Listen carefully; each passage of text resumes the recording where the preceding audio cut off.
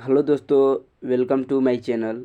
दोस्तों, आज के हम लोग वीडियो में जो है इकोनॉमिक्स का वीडियो है क्लास 10 का, जिसमें मुद्रा, बचत एवं साख हम लोग पहले पढ़ चुके हैं। पार्ट 1 क्या है मुद्रा, क्या है वस्तु विनिमय, क्या है मुद्रा में जो है किस तरह से वस्तु विनिमय की कठिनाइयों को दूर किया, क्या कठिनाइयाँ थी उसमें, इससे क्या लाभ है, उसके बारे में पढ़े थे। अब अगले पार्ट में हम लोग मुद्रा के इम्पोर्टेंट जो है क्वेश्चन पढ़ेंगे, उसके साथ ही साथ बचत और साख पढ़ेंगे, और आज के वीडियो लेक्चर में पूरे चैप्टर को ख़त्म किया जाएगा। तो चलिए आगे हम लोग बढ़ते हैं। क्या क्या पढ़ना है देखिए, मुद्रा के आधार वगैरह पढ़ेंगे, है ना। और देखिए ये चैप्टर बहुत ही महत्वपूर्ण है, यहाँ से प्रश्न बिहार बोर्ड में रहता ही रहता है हर बार। देखिए क्या है मनी, क्या है। देखिए ये प्रश्न पूछेगा मुद्रा क्या है, मुद्रा का प्रकार या मुद्रा का विकास क्या है, प्रकार का एक ही बात है। देखिए मुद्रा क्या है, मुद्रा जो है वस्तु विनिमय का माध्यम है। चूँकि हम लोग पहले ही पढ़ चुके हैं कि मुद्रा क्या है, एक वस्तु विनिमय का माध्यम है ना, जो समस्त आर्थिक क्रियाओं का संचालन करता है। मुद्रा क्या है, मूल्य का मापक, मूल्य को मापता है मुद्रा कि किस वस्तु के कितना मूल्य है, तथा भुगतान का साधन होता है। भुगतान मतलब कि देना, कितना आप दे रहे हैं, एक वस्तु को लिए कितना पैसा आपको देना है, ये भुगतान का साधन कहा जाएगा। तो मुद्रा क्या है, मूल्य का मापक और भुगतान का साधन है। तथा मुद्रा क्या है, वस्तु विनिमय का माध्यम है जो समस्त क्रियाओं को संचरण करता है। तो मुद्रा क्या है आप लिख सकते हैं। तो ये प्रोफेसर हॉटले बिट्स के अनुसार क्या होता है मुद्रा। तो मुद्रा वह है जो मुद्रा का कार्य करता है। ये याद रखिएगा क्योंकि एक इकोनॉमिस्ट हैं सर, और उनका याद रखना है। मुद्रा क्या है, मुद्रा वह है जो मुद्रा का कार्य करता है। तथा मुद्रा वह अधूरी है, मुद्रा वह अधूरी है जिसके चारे ओर संपूर्ण आर्थिक विज्ञान चक्कर काटता है। ये भी याद रखिएगा प्रोफेसर मार्शल के अनुसार, मुद्रा वह अधूरी है जिसके चारों ओर समस्त आर्थिक क्रिया जो है चक्कर काटता है। मुद्रा के बिना आर्थिक क्रिया का संपन्न होना भी कहीं ना कहीं असंभव है। उसके बाद देखिए मुद्रा का प्रकार पूछे, मुद्रा का प्रकार पूछ दे, मुद्रा का विकास किस तरह से हुआ, तो ये दोनों एक ही चीज़ है ना। देखिए मुद्रा का प्रकार था जैसे वस्तु विनिमय, पहला कहा जाएगा वस्तु विनिमय, दूसरा वस्तु का मुद्रा, उसके बाद धातु का मुद्रा आया, उसके बाद क्या आया, कॉइन आया, सिक्के आए, है ना, जिसमें मोहरे सिक्के, उसके बाद पत्र मुद्रा, है ना, उसके बाद आप देखेंगे प्लास्टिक मुद्रा देखेंगे, फिर शाख मुद्रा देखेंगे, तो ये सब भी देखने को मिलता है। वस्तु मुद्रा क्या है चलिए जानते हैं इसके बारे में। वस्तु विनिमय क्या है ना, देखिए वस्तु विनिमय क्या है। वस्तु विनिमय में क्या है कि इसमें वस्तु द्वारा लेन देन होता है। क्या होता है वस्तु विनिमय में, हम देखे थे वस्तु विनिमय वह प्रक्रिया है जिसमें जो है विनिमय का साधन वस्तु होता है, एक वस्तु दूसरे वस्तु से बदला जाता है। तो इसमें लेन देन किसके द्वारा होता है, वस्तु के द्वारा होता है। तथा वस्तु मुद्रा क्या होता है, प्रारंभिक काल से ही वस्तु विनिमय हो गया, किस तरह से वस्तु से लेन देन होगा। जैसे कि आपको चावल चाहिए तो गेहूं से बदल लिया, आलू चाहिए तो किसी सब्जियां से बदल लिए, तो वस्तु विनिमय हो गया। वस्तु मुद्रा क्या है, प्रारंभिक काल से एक वस्तु, किसी एक वस्तु के, ये देखिए वस्तु मुद्रा क्या है, किसी एक वस्तु को मुद्रा के कार्य, किसी एक वस्तु को मुद्रा के कार्य करने के लिए चुन लिया जाता है। मुद्रा के कार्य करने के लिए चुन लिया जाता है किसी एक वस्तु को, वही मुद्रा का कार्य करेगा। जैसे प्रारंभिक काल में चमड़ा होता था, सिंधु घाटी सभ्यता में सेलखड़ी था, अनाज था, इत्यादि सब का हो गया वस्तु मुद्रा हो गया। और देखिए धातु मुद्रा क्या है, धातु मुद्रा, मुद्रा का वह मुद्रा जो पीतल, तांबा, सोना, चांदी इत्यादि धातु का बना होता है। कि धातु मुद्रा जान रहे हैं, वैसा मुद्रा जो धातु से बना होता है, जैसे पीतल, तांबा, चांदी धातु की मुद्रा कहलाता है। उसमें धातु के गुण रहता है, आप विज्ञान में पढ़ चुके हैं कि धातु अधातु के बारे में। और देखिए वस्तु मुद्रा को दूर करने के लिए धातु मुद्रा बनाया गया। धातु मुद्रा किस लिए बनाया गया था कि वस्तु मुद्रा के जो है जो कमियां हैं उसको दूर कर सके, इसलिए धातु मुद्रा का प्रयोग किया गया। आगे देखिए धातु मुद्रा का कमियां दूर करने के लिए हम लोग क्या आएगा, धातु मुद्रा कमियां दूर करने के लिए सिक्के आएंगे।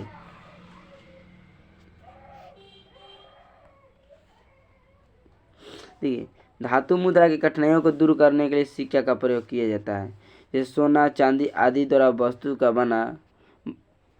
बना वस्तु जो देश के सार्वभौम सरकार के मुहर से चालित होता है, सिक्का कहलाता है। देखिए सिक्का क्या है, सिक्का जो चलता है वह किसी देश के सरकार के मुहर पर चलता है, सरकार के द्वारा मुहर का यहाँ अर्थ हुआ कि सरकार के वहाँ पर सिग्नेचर है, सरकार के द्वारा वह जारी किया जाता है और पूरे देश में चलता है, सिक्का कहलाता है ना। उसके बाद सिक्के के दूर करने के लिए कागजी पत्र है, पत्र मुद्रा या कागजी मुद्रा आप लोग जानते होंगे, जो आज के नोट हम लोग जानते हैं। तो ये जो है बहुत, देखिए ये इम्पोर्टेंट है, कागजी मुद्रा ये जो है इम्पोर्टेंट है और इसको अच्छा से रट करिएगा, है ना। देश की सरकार तथा देश के केंद्रीय बैंक, हमारे देश का केंद्रीय बैंक कौन है, जैसे आरआरबी नहीं RBI, reserve bank of India केंद्रीय बैंक है। जबकि देश के सरकार द्वारा कागज़ की नोट प्रचलित या जारी किया जाता है। क्या किया जाता है, कागज़ का नोट जारी करता है, उस नोट पर लिखा रहता है कि मैं आपको जिस प्रकार का नोट है, जैसे 10 का नोट है तो 10 रुपये के नोट पर लिखता है आरबीआई कि मैं 10 रुपया देने का वादा करता हूँ या अदा करने का वादा करता हूँ।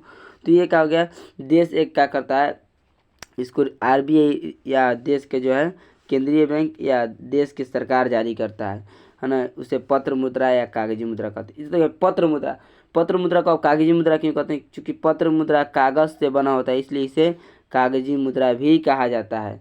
अब देखिए इसके बाद ध्यान दीजिएगा, बहुत ही इंपॉर्टेंट लाइन है।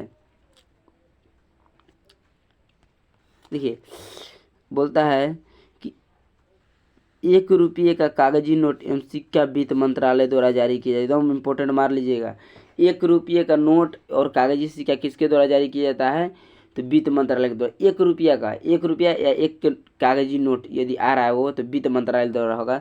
लेकिन 2 रुपया या 2 से अधिक जो होगा, 2 रुपया या 2 से अधिक, जैसे 2 या 2 से अधिक के नोट जो है रिजर्व बैंक द्वारा जारी किया जाता है। तो 2 रुपया या 2 से अधिक रुपया का नोट केवल यहाँ ध्यान देना है, नोट जो है किसके द्वारा जारी किया जाता है, तो केंद्रीय आरबीआई रिजर्व बैंक के द्वारा, भारतीय रिजर्व बैंक के द्वारा। लेकिन वही सिक्का कह देगा तो किसके द्वारा, सिक्का किसके द्वारा जारी किया जाता है, तो सिक्का जारी किया जाता है हम लोग का वित्त मंत्रालय द्वारा। सिक्का चाहे कितना भी, कोई 5 का सिक्का हो, 10 का सिक्का हो, जितने भी रुपया का सिक्का यदि आ जाएगा तो वो भारतीय रिजर्व बैंक द्वारा जारी किया जाता है। उसके बाद आया साख मुद्रा।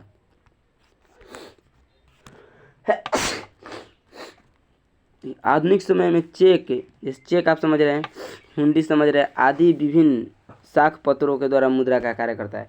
जैसे कि अब देखते होंगे बैंक में मुद्रा ले जाने की आवश्यकता नहीं, एक साख पत्र होता है, एक आपको चेक होता है और चेक पर आप लिख देते हैं कि इतना, जितना लिखित होता है वो रुपया बैंक जो है चुका देता है। तो अब हम लोग जो आधुनिक समय में चेक, हुंडी अथवा ये सभी चीज़ों का प्रयोग करते हैं, इसे साख मुद्रा कहा जाता है। अंतर्राष्ट्रीय लेन देन के लिए किसका प्रयोग किया जाता है बाबू, साख मुद्रा का। अंतर्राष्ट्रीय लेन देन के लिए साख का प्रयोग किया जाता है। इसके बाद देखिए प्लास्टिक मुद्रा क्या है, ये आपको बिहार बोर्ड में टपक सकता है प्रश्न, और आप इसको तैयार करके जाइएगा, एकदम इम्पोर्टेंट है, स्टार लगा लीजिए। जो बोल रहे हैं स्टार उसको लगा लीजिए, एकदम रट के जाइए, क्योंकि प्रश्न वही दिखेगा आपको बिहार बोर्ड में, और जब एग्जाम में दिखेगा तब आपको लगेगा नहीं मास्टर कहीं ना कहीं सही बोल रहा था। आजकल प्लास्टिक मुद्रा जोरों पर है। क्या है, आजकल जहाँ देखिएगा प्लास्टिक मुद्रा ही चल रहा है, जैसे एटीएम कार्ड। और यह प्लास्टिक मुद्रा एक कार्ड होता है, क्या होता है, एक प्रकार का कार्ड होता है जो मैग्नेटिक इन कैरेक्टर रीडर पर काम करता है, मैग्नेटिक इन कैरेक्टर पर काम करता है ना। जैसे कि एटीएम हो गया, डेबिट कार्ड हो गया, क्रेडिट कार्ड हो गया इत्यादि, ये क्या हो गया, प्लास्टिक मुद्रा हो गया। और यह किसके द्वारा जारी किया जाता है, बैंक के द्वारा जारी किया जाता है। किसके द्वारा, पूछ देगा ऑब्जेक्टिव में कि प्लास्टिक मुद्रा किसके द्वारा जारी किया जाता है, तो किसी भी बड़े बैंक के द्वारा, जैसे एसबीआई हो गया, पीएनबी हो गया, ये सभी बैंक के द्वारा इसको जारी किया जाता है। आईसीआईसीआई बैंक के द्वारा, तो ये सभी बड़े बैंक के द्वारा प्लास्टिक मुद्रा जो है जारी किया जाता है ना। तो प्लास्टिक मुद्रा याद करके रखिएगा, ये भी एक मुद्रा का स्वरूप है, जो आधुनिक स्वरूप है, जो प्लास्टिक का बना होता है ना, याद रखिएगा। इसके बाद बढ़ते हैं आगे हमसे।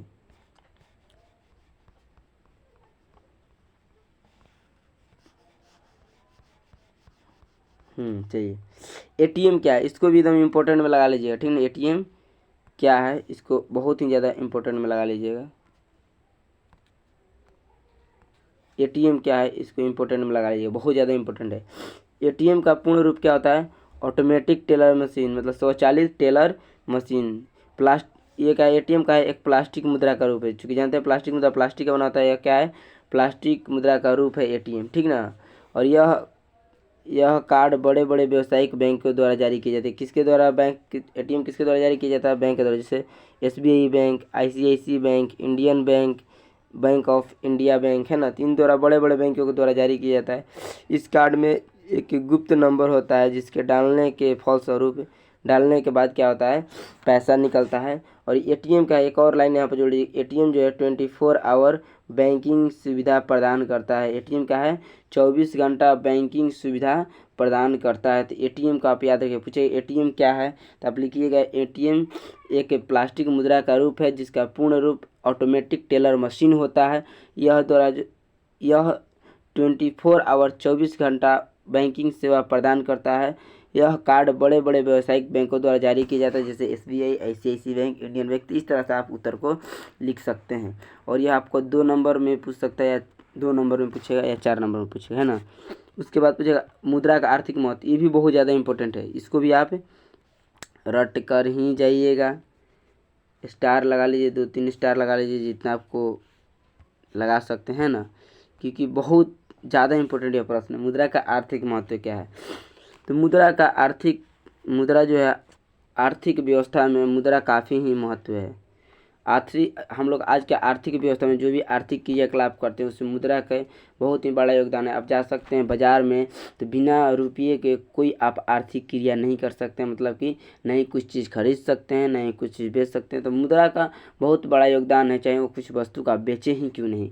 मुद्रा जो है वर्तमान समय में यदि समाज से हटा दिया जाए तो सारी आर्थिक क्रिया अस्त व्यस्त हो जाएगा। यदि आज के समाज से यदि मुद्रा को हटा दिया जाए तो सारी क्रिया अस्त व्यस्त हो जाएगी, क्योंकि कोई भी डिसऑर्डर हो जाएगा, है ना, कि आप कोई भी सामान खरीदने जाएंगे तो आप चावल उठाकर नहीं ले जाएंगे, वस्तु विनिमय कर नहीं सकती, क्योंकि बहुत ही बड़ा एक जो है प्रॉब्लम खड़ा हो जाएगा, है ना। यदि मुद्रा न होती तो विश्व के देश आज इतना प्रगति न होता है। बिल्कुल सही बात है, यदि मुद्रा नहीं होता तो शायद कोई देश इतना आज प्रगति पर नहीं रहता। चाहे से इंडिया ही देख लीजिए, अमेरिका देख लीजिए, चाइना देख लीजिए, कहीं ना कहीं यह जो है मुद्रा का बहुत बड़ा योगदान रहा है इस जो है देश के विकास में। मुद्रा सभी अर्थव्यवस्था मतलब जैसे पूंजीवादी, समाजवादी, है ना, और मिश्रित अर्थव्यवस्था में जो है आर्थिक विकास में महत्वपूर्ण भूमिका निभाती है। चाहे वो कोई भी अर्थव्यवस्था है उसमें जो है विकास में महत्वपूर्ण भूमिका मुद्रा का होता ही होता है। उसके बाद देखिए मुद्रा के संबंध में कुछ इसमें आप लाइनें रहे, क्योंकि 4 नंबर में भी पूछ सकता है कि मुद्रा का आर्थिक महत्व, और 2 नंबर में भी पूछ सकता है। तो ट्रेस्कोट के अनुसार मुद्रा हमारी अर्थव्यवस्था का हृदय नहीं वरन रक्त अवस्था है। क्या है, हमारे अर्थव्यवस्था का रक्त स्रोत है ना, रक्त स्रोत है। ये किसके द्वारा, ट्रेस्कोट के द्वारा कहा जा रहा है। और प्रोफेसर मार्शल के अनुसार कहा जाता है मुद्रा वह अधूरी है जिसके चारों ओर समस्त आर्थिक विज्ञान के क्रिया चक्कर काटता है। तो ये आप याद रखिएगा क्या है आपके यहाँ कि मुद्रा का आर्थिक महत्व, और इम्पोर्टेंट भी लगा लीजिए आप, इम्पोर्टेंट है यह, और भी आई है, ठीक ना, आज आएगा एग्जाम में। इसके बाद मुद्रा का लाभ क्या है, ये भी इम्पोर्टेंट है, वेरी इंपॉर्टेंट, है ना। तो मुद्रा का लाभ क्या है, मुद्रा हमारे लिए, इंट्रोडक्शन दीजिएगा, मुद्रा हमारे लिए काफ़ी लाभदायक है ना। और मुद्रा पूरे मानव समाज को लाभ पहुंचाता है। मुद्रा से लाभ क्या है, तो मुद्रा उपभोक्ता का लाभ होता है। जैसे कि कोई भी व्यक्ति यदि किसी वस्तु को खरीदना चाहता है तो मनचाहा व्यक्ति कभी भी खरीद सकता है। और उत्पादक को भी लाभ होता है, ताकि उससे पता चलता है कि कितना हमको जो है उत्पादन करना, हमको जो है इकोनॉमी के अनुसार, अपने पैसा के अनुसार, मुद्रा के अनुसार ही वो क्या करेगा, उत्पादन करेगा। उसके बाद मुद्रा एवं साख ऋण देने और लेने में भी यह मुद्रा का बहुत ही महत्वपूर्ण भूमिका है, ठीक ना। उसके बाद जो है वस्तु विनिमय के कठिनाइयों को दूर करने, निराकरण मतलब होता है दूर करना, है ना, दूर करना। तो वस्तु विनिमय के कठिनाइयों को दूर करने में भी बहुत बड़ा योगदान रहा है मुद्रा का। मुद्रा में पूंजी की तरलता, मतलब कि कोई भी व्यक्ति जब चाहे किसी भी वस्तु को खरीद सकता है, वो खुद अपने आप को जो है धनी महसूस करता है ना। मुद्रा पूंजी की गतिशीलता, मुद्रा के अनुसार आप कभी भी किसी वस्तु को कहीं भी खरीद सकते हैं विश्व के किसी स्थान पर। तो मुद्रा का पूंजी कहा जाता है, गतिशील होता है। आज जो है अमेरिका में कुछ वस्तु है, वो वहाँ के वस्तु का कोई चाइना का व्यक्ति खरीद लिया, तो व्यक्ति अमेरिका का ना होकर बल्कि चाइना का हो जाएगा। तो वस्तु किस तरह से गतिशील कर गया, इसमें भी बहुत बड़ा योगदान रहता है।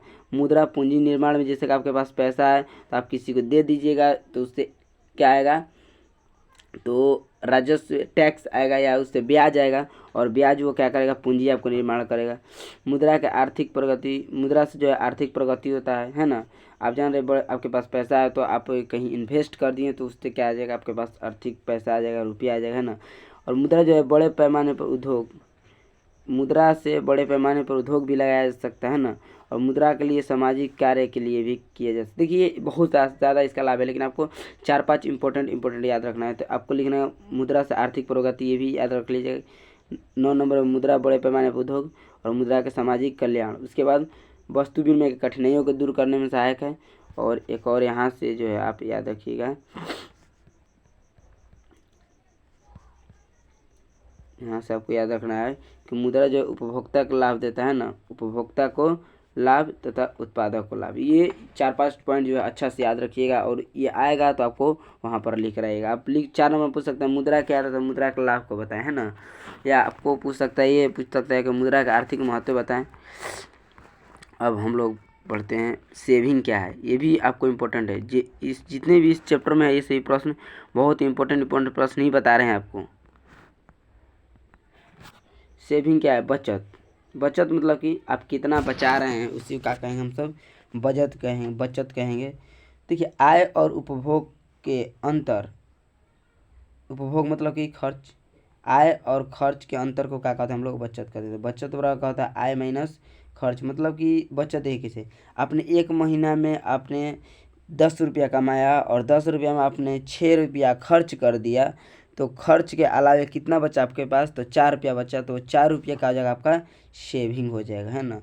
आय का वह भाग जो वस्तु पर खर्च नहीं किया जाता, मतलब कि वैसा भाग जिसको खर्च नहीं किया जाता उसको बचा कर रखा जाता है ना। तो क्या है बचत, क्या है, आय और खर्च के बीच के अंतर को हम लोग क्या कहते हैं, बचत कहते हैं।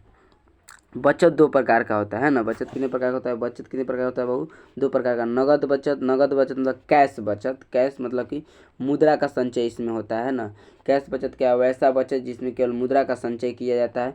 और दूसरा होता है वस्तु संचय, इसमें वस्तु का संचय होता है। जैसे कि कोई व्यक्ति है जिसने जो है कोई सामान खरीदा और उस सामान को ही वो संचित कर लिया, तो किस तरह से वस्तु का संचय कर रहा है, वस्तु का बचत कर रहा है। जैसे कि कोई व्यक्ति आलू जो है खरीदता है, आलू में 10 केजी आलू रख देता है, तो 10 केजी आलू क्या हो गया, वो बचत कर लिया, है ना। और उसके अलावा सब खर्च कर दिया या किसी चीज़ में उसका उपयोग कर दिया, तो ये वस्तु का संचय हो गया। लेकिन उसी तरह नगद तो मुद्रा का डायरेक्ट जो होता है संचय किया जाता है। पूछेगा कि मुद्रा बचत क्या है, तो आप इतना चीज़ उसमें डालिएगा। 2 नंबर में पूछेगा तो ये सभी चीज़ें आप उसमें इंक्लूड कीजिएगा, है ना, और एक अच्छा आंसर होगा, ठीक है।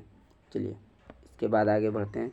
साख क्या है, ये भी आपको पूछा गया प्रश्न है बिहार बोर्ड में, तो आप याद रखिएगा इसको, साख क्या है ना।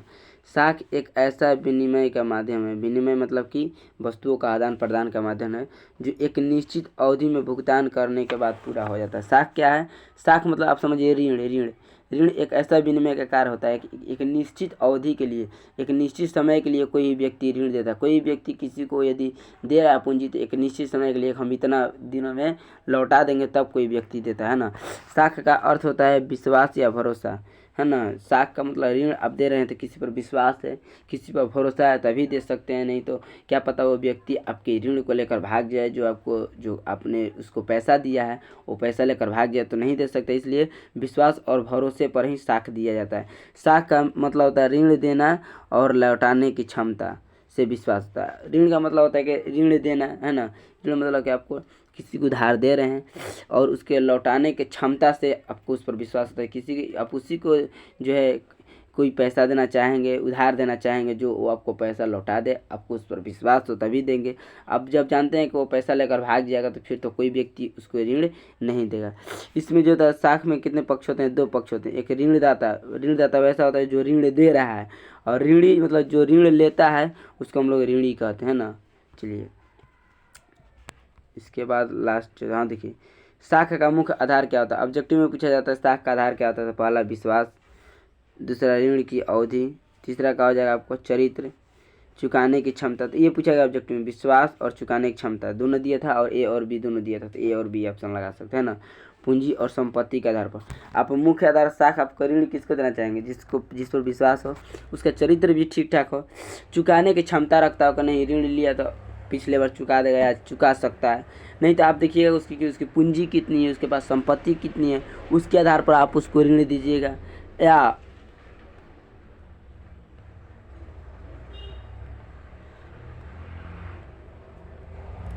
क्या उसके ऋण की अवधि आप देखिए कितने ऋण की अवधि है। साख पत्र क्या है उस पर ध्यान दीजिए। साख पत्र एक ऐसा दस्तावेज है जिसके उपयोग कर व्यापारी के वित्त में हुआ करता है ना।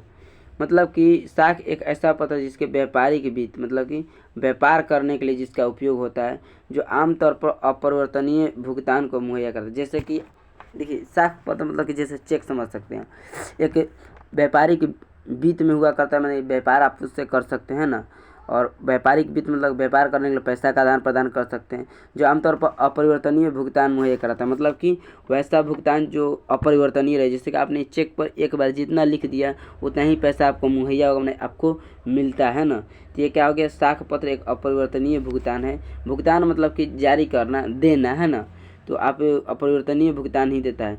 इसमें कोई भी वित्तीय संस्था, इससे कोई भी वित्तीय संस्था जारी कर सकता है, मैंने किसी द्वारा वित्तीय संस्था द्वारा इसको जारी किया जा सकता है। वित्तीय संस्था मतलब ऐसी संस्था जो पैसे के आदान प्रदान या पैसा संबंधी कार्य करता है, आर्थिक क्रिया करता है, उसे वित्तीय संस्थान कहेंगे, है ना।